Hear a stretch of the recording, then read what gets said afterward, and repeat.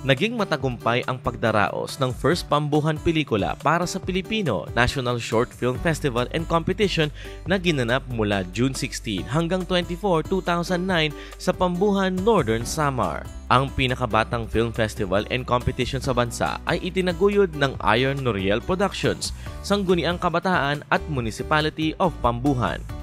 Layo ng pagpapalabas ng mga short films na gawa ng mga umuusbong na pangalan sa indie filmmaking sa bansa na mahikayat ang mga taga-Pambuhan at maging ang ibang lugar sa Region 8 na magsimulang mag-isip ng kanilang kwento at gawing pelikula ang mga ito. Ayon kay Noriel Harito, ang festival director, inaasahan nila na sa susunod na taon ay magsisimula ng dumagsa ang mga short films na gawa ng kanyang mga kababayan at karehiyon. Napagwagian ang pelikulang Necro sa direksyon ni CJ Andaluz ang unang pwesto sa narrative category, ikalawang pwesto ang Tiangge o Neighborhood Store at ikatlo naman ang Hulagpos.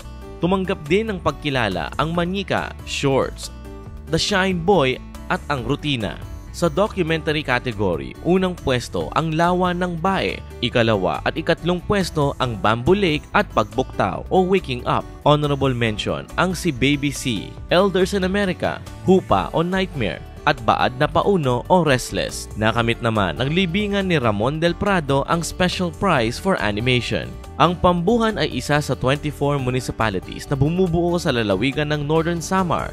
Isa itong 4th class municipality na binubuo ng 26 barangays at kinikilala bilang center of all local sports activities dahil sa taglay nitong physical facilities. Sa kasalukuyan, pinamamahalaan ito ni Mayor Rogelio S. Tan. Ang Sining Gising ay bumabati sa lahat ng mga organizers at mga nagsipagwaging short films sa first pambuhan pelikula para sa publiko.